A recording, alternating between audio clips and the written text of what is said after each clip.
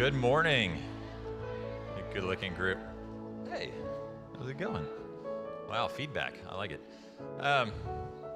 So I'm super excited for you guys right now. We're in a 2-week series, and we've never done anything like this, but it's a video series, and it's because it's sermons that changed my life. And instead of me re-preaching them, I'm letting the original preachers who have lived the illustrations and stuff like that, you'll see what I'm talking about, where they get to preach it to you. But last week's was John Piper's seashell sermon about boasting only in the cross. And how many were here for that? You get something out of that? Yeah, it was really good.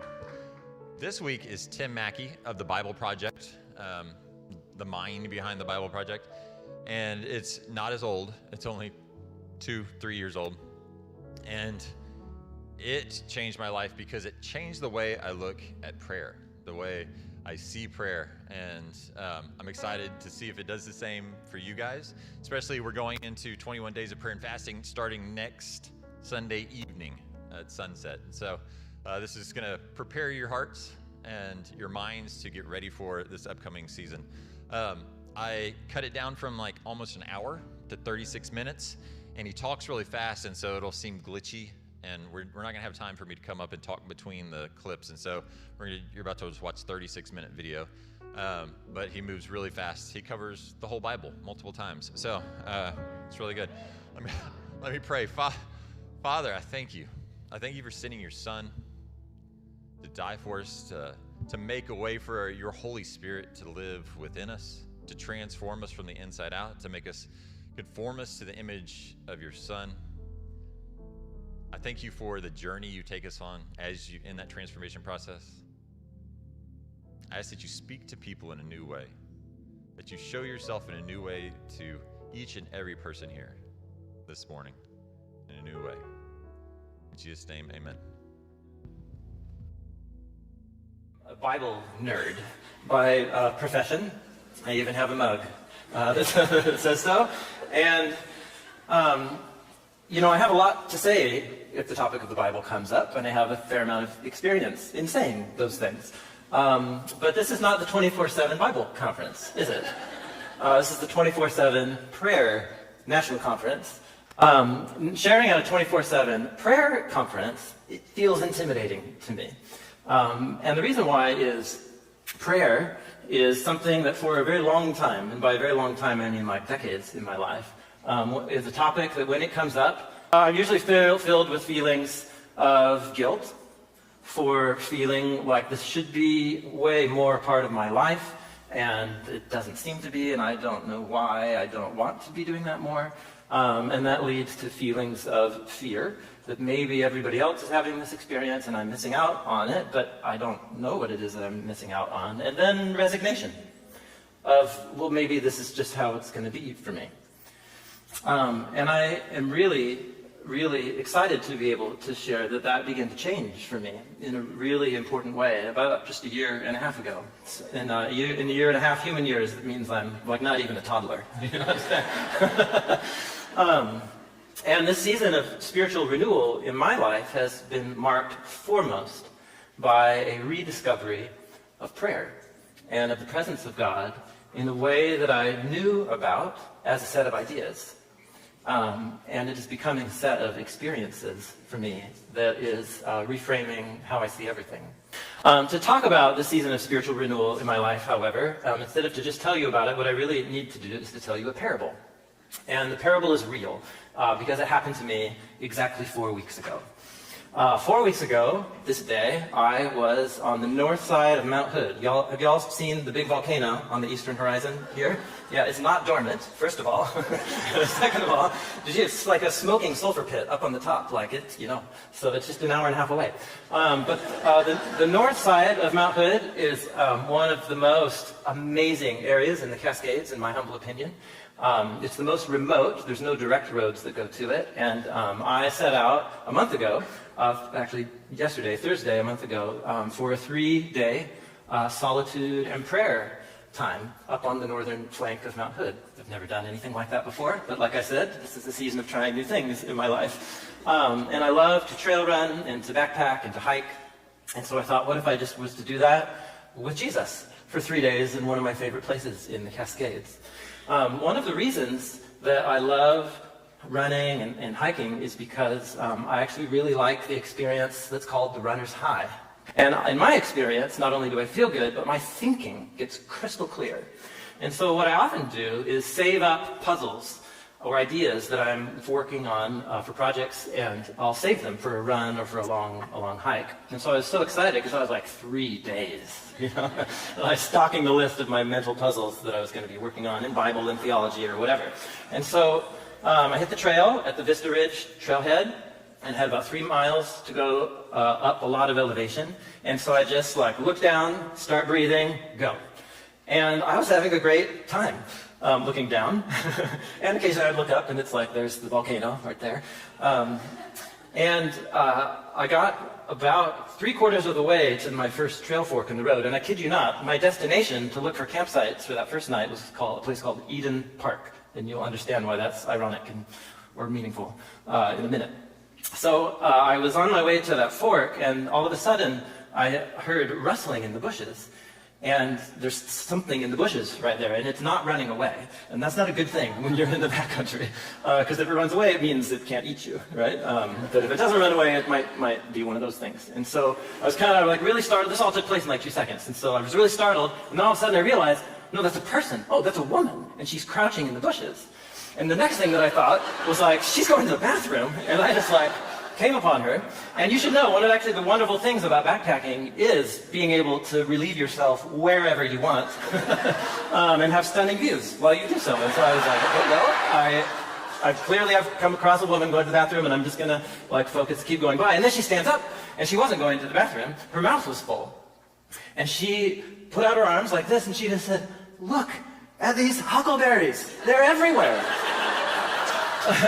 And I looked around, and I was surrounded by the thickest, most dense huckleberry bushes that I've ever seen. And they were loaded with the fattest, purplest huckleberries that I've ever seen. And just so you'll believe me, I have a picture here, because it was like a you-pick blueberry farm situation. You guys know what I'm talking about?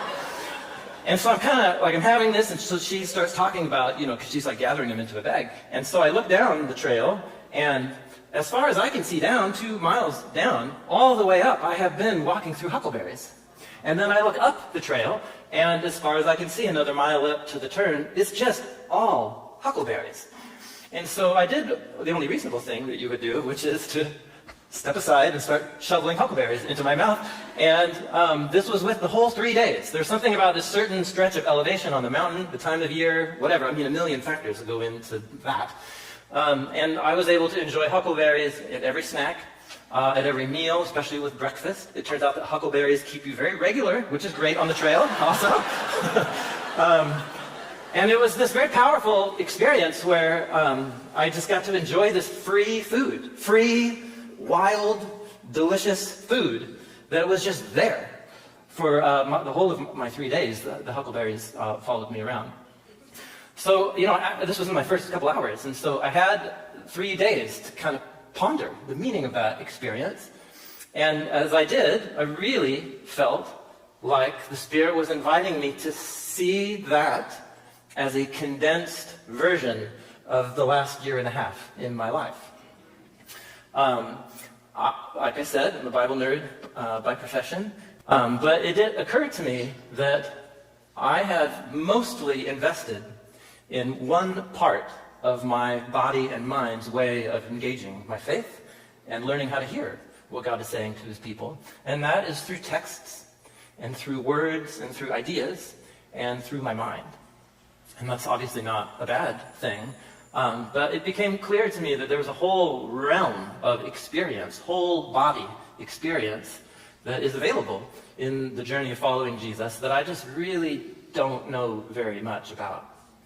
And this season of spiritual renewal in the last 1.5 years of my life has been almost exactly like what happened to me on the trail, which is I have been shaped by a set of habits that primarily I engaged in texts and meditated and reading on those texts as a way to hear from God. Over the last few years, I began to really wonder, is this just a set of ideas?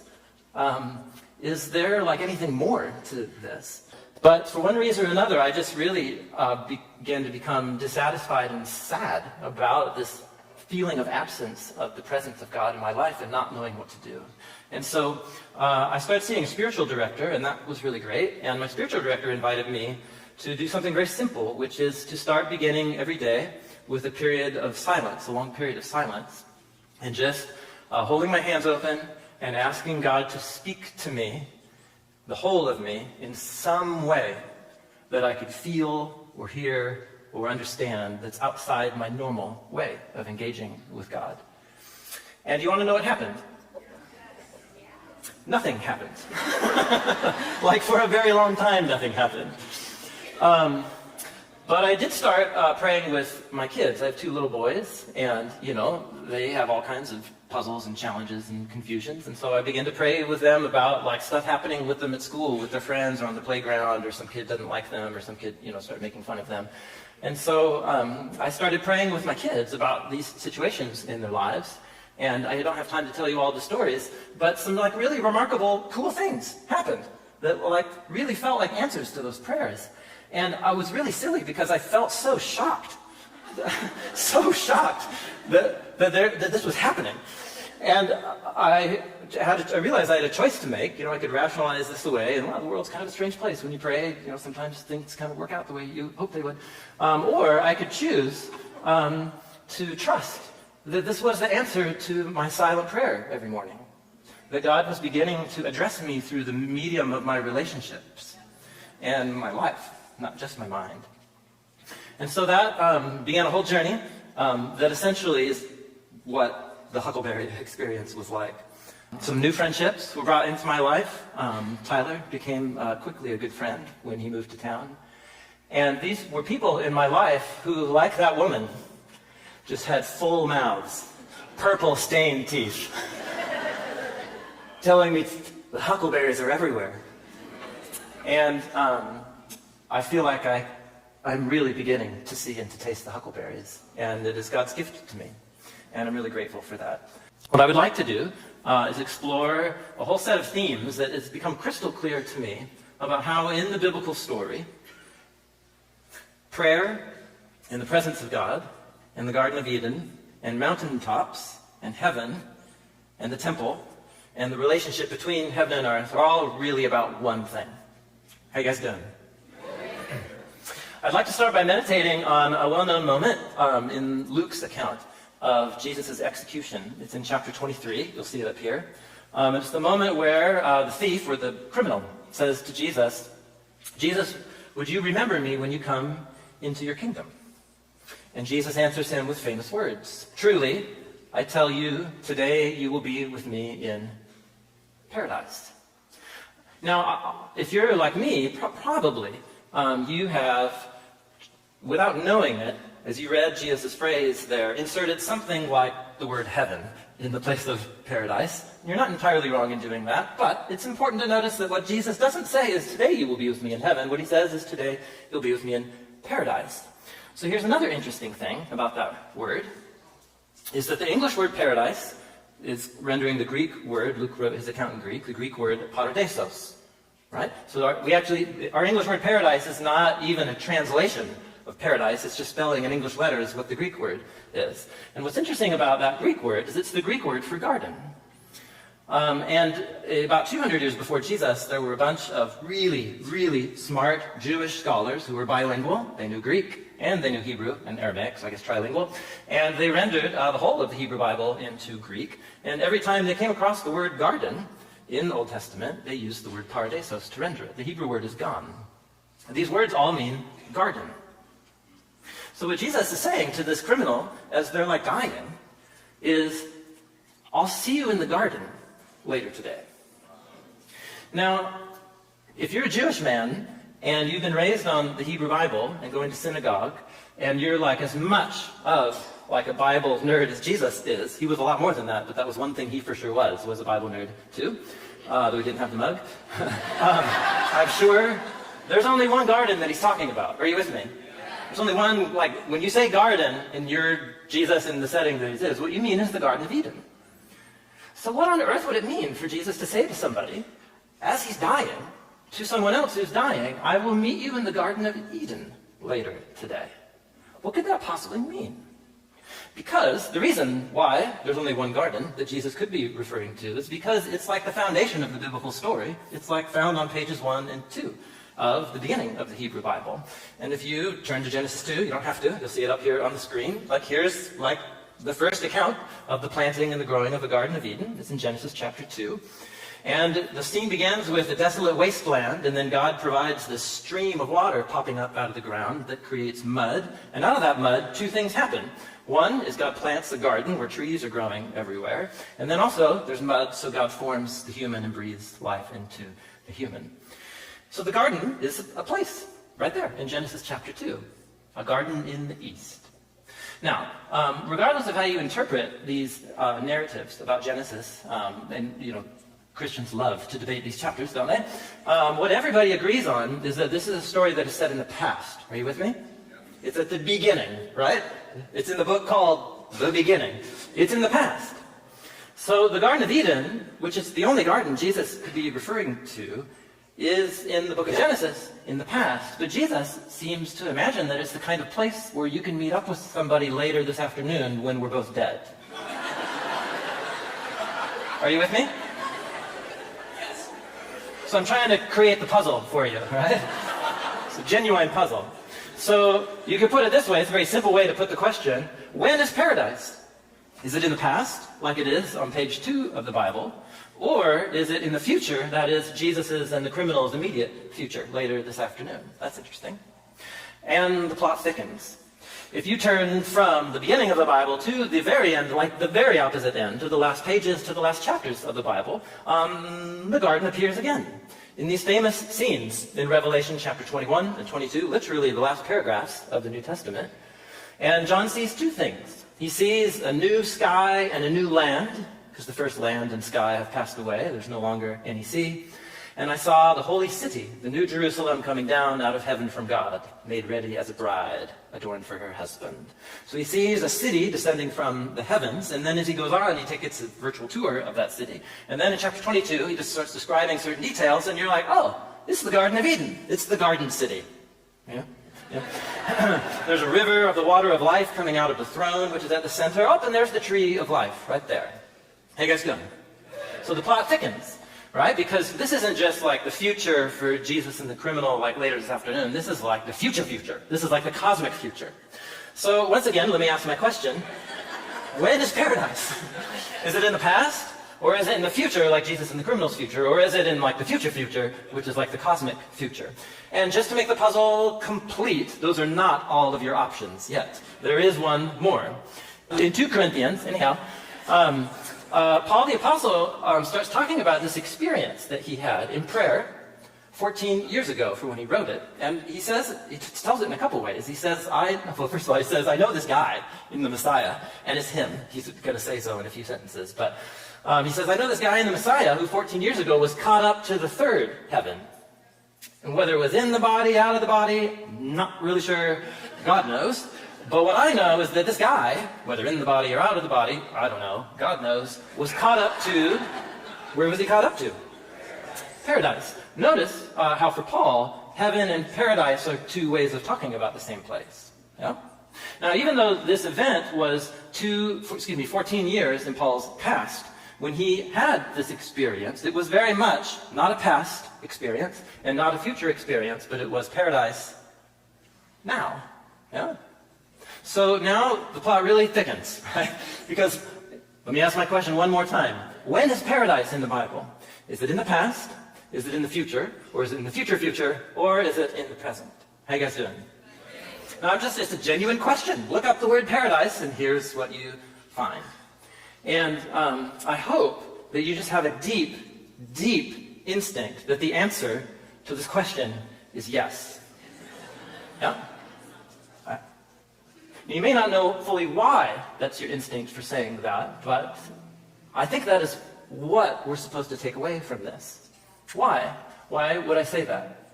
Well, here's something interesting. If you go, we were in the last book of the Bible, at the very last pages, so let's just, you can flip, I'm going to go on a slide, to the first paragraph of the Revelation, and we learn something really important about paradise. We hear an announcement from the Lord God, Revelation chapter 1, verse 8, who says this, I am the Alpha, I'm the Omega, it's the first and last letters of the Greek alphabet. I am the one who is, and who was, and who is to come, the Almighty.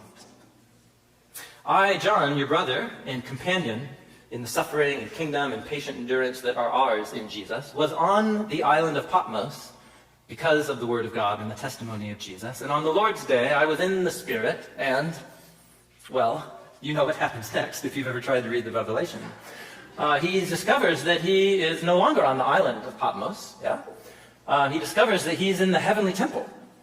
And he meets a human figure who's on fire, dressed like the high priest is in the holy place. And he sees like the 7-lamp menorah lamp, and he sees the smoke and the incense filling the room. But he's not in Jerusalem in the temple. He's in the heavenly temple.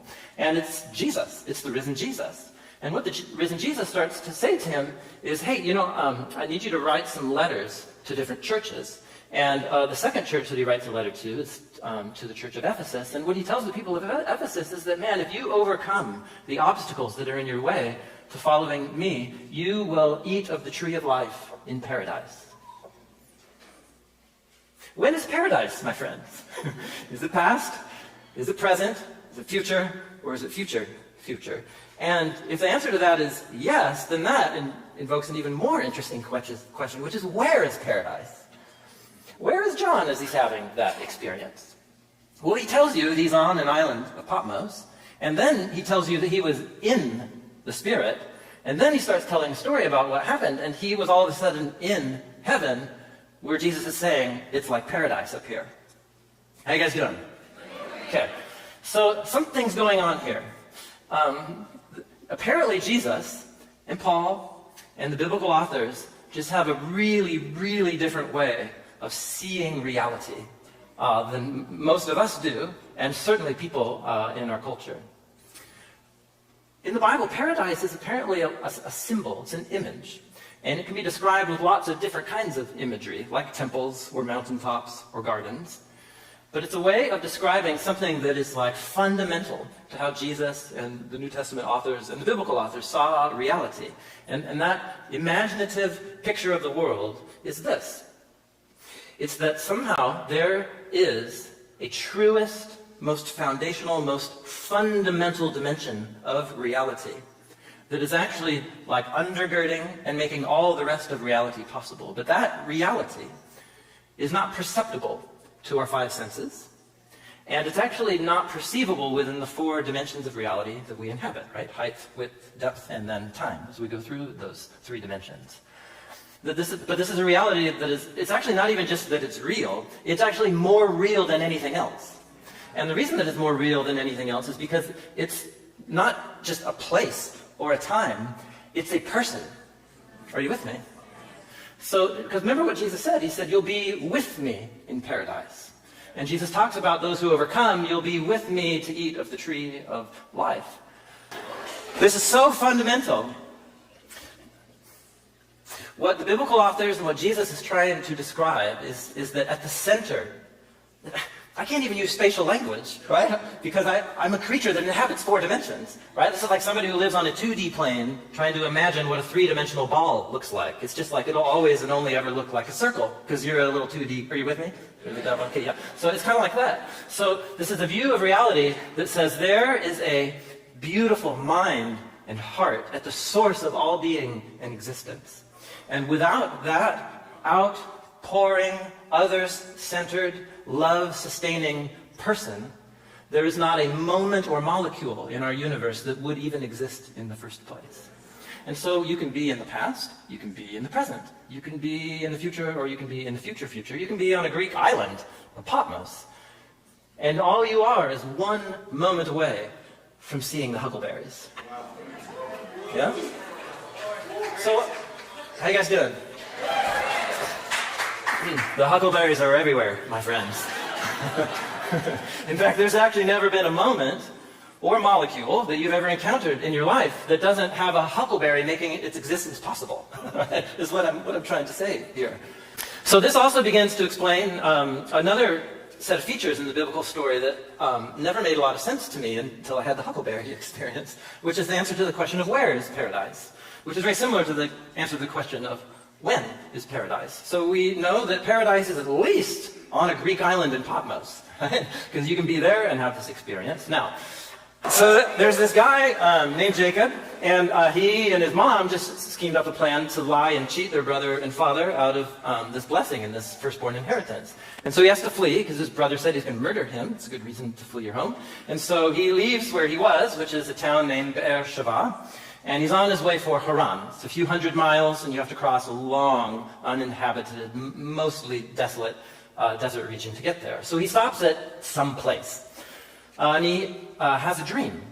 And actually, this is important because notice when John talked about being in the Spirit, what he's referring to is some mode of consciousness, some state of consciousness, where all of a sudden John, on the Greek island of Patmos, could be with the cosmic risen Jesus, traversing the universe in the heavenly temple, while also being on the Greek island of Patmos. You guys with me?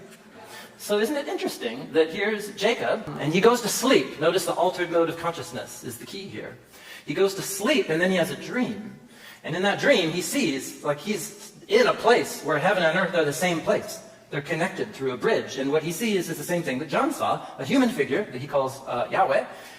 And what Yahweh says is, I am with you. Do you remember what Jesus said to the criminal?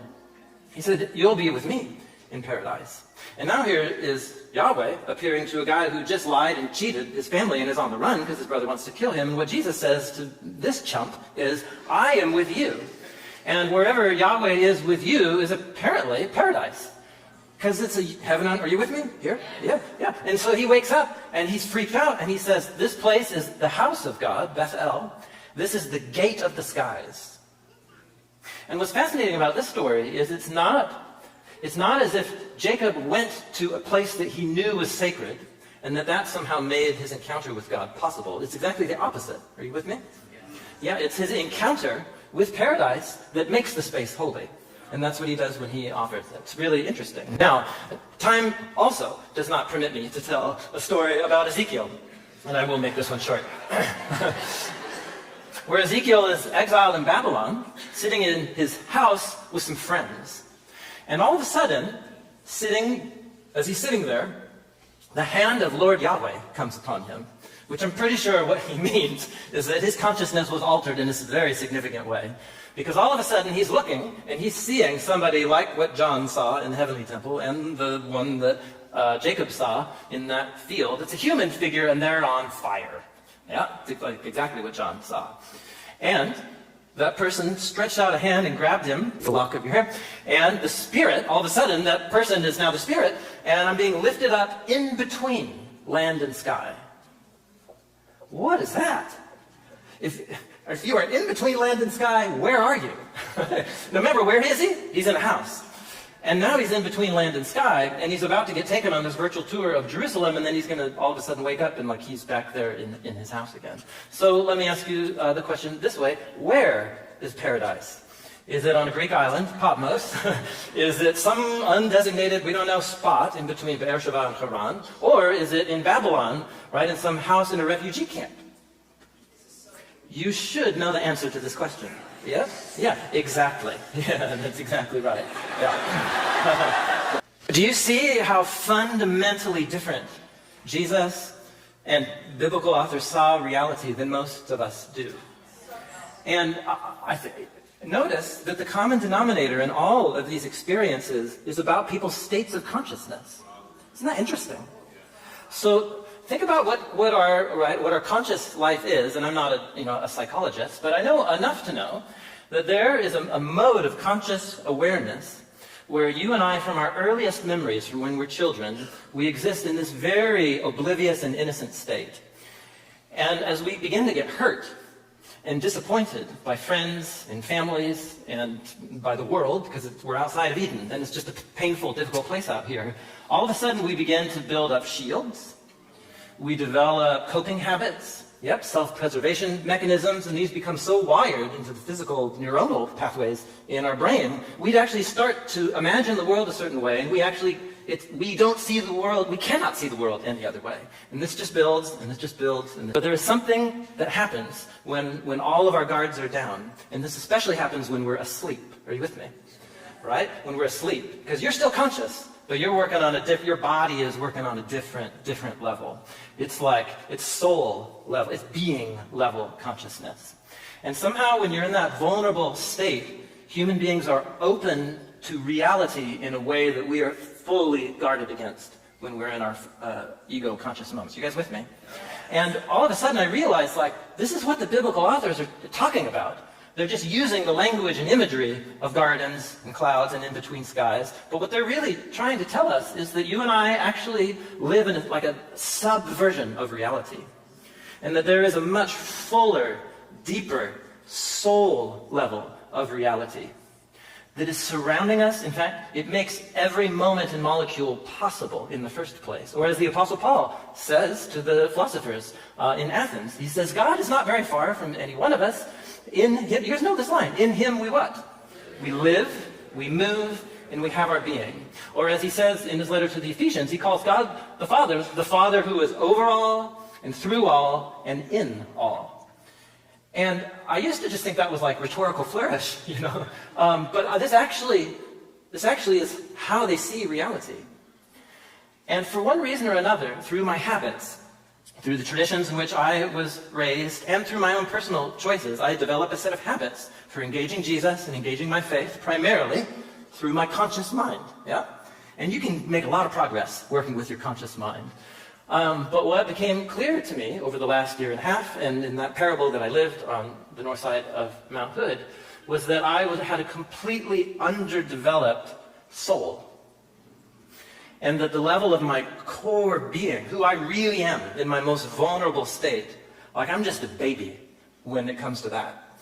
And beginning to relate to God on that deep level, and on the level of reality that is the most true version of reality that makes our four dimensions possible in the first place, all of a sudden I realized, I think that's what prayer is. I think that's what prayer is about. Are you with me? And then all of a sudden I was like, oh, God, I want a lot of that. I want to eat a lot of huckleberries, if you know what I'm saying. And so I just have one more last story to show you, and then I'll conclude. And this is significant, and there's so many elements of this story that maybe, I'm sure you know the story. It's in Luke chapter 9. It's a story about one time when Jesus, who was in a habit of going up to high places to pray, all through the night. And we're told that Jesus took Peter, and John, and James with him up onto a mountain. To do what? To pray. Now, as he was praying, just guess what he started looking like in the eyes of the three who were there. He looked like that guy that Jacob met, and that guy that Ezekiel met, and that guy that John will meet. His appearance of his face changed, his clothes became as bright as a flash of lightning, and then all of a sudden, Moses and Elijah are there, appearing in glorious splendor too. They're talking with Jesus, speaking about the Exodus that he was about to fulfill in Jerusalem. And then, where are they? Where are they right now? Remember? They're on a mountain, but then what comes? So now they're in heaven. Yeah?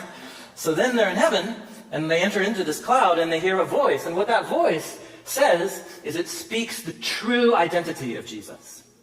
Right? Because as they're cruising down in Galilee or down in Judea, all of these people have opinions about Jesus. He's a great rabbi. He's a prophet. He's John the Baptist come from the dead.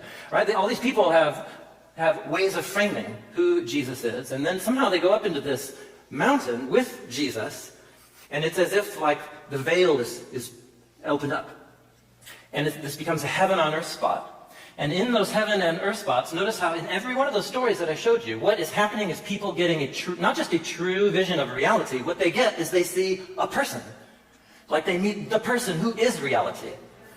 They meet the eternal now and the perpetual present.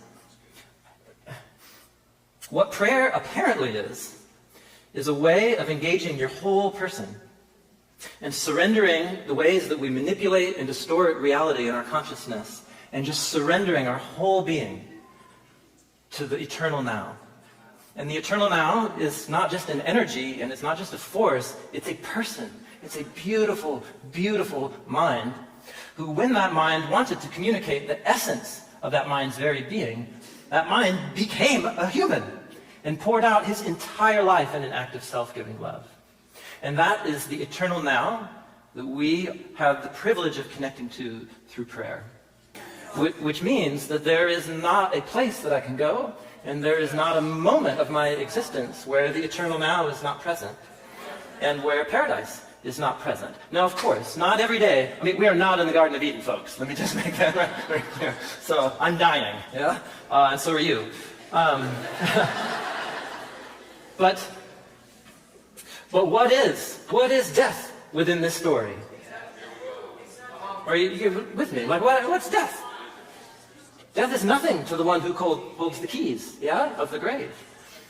And so, I think this in fact is the key that all of those earliest Christians had when they would look at death in the lions, right, face, in the Roman arenas, or being executed, or being crucified, like many of the apostles were.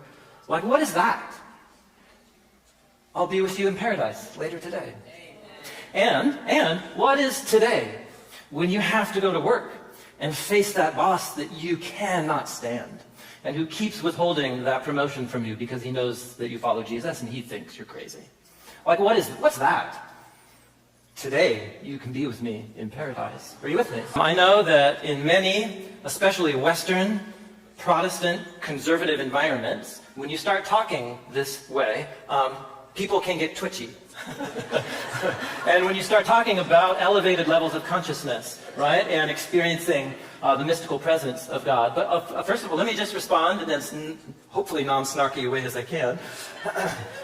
For someone who's like, this sounds like Eastern mysticism or something like that, let us just remember, where did the Jesus movement originate? It originated in the East. And whatever it is that happened in the upper room on Pentecost, like it wasn't a Bible study. You know what I'm saying?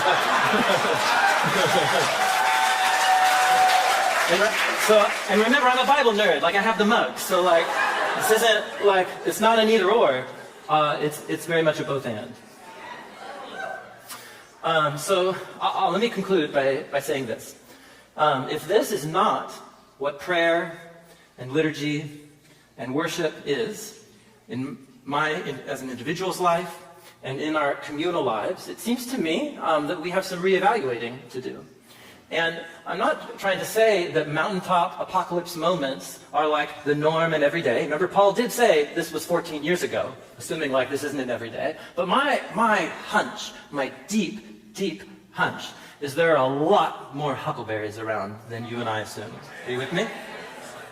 And if that's what prayer and liturgy and worship is, alone and together, then I want to see more huckleberries, and I want to experience them with my whole self.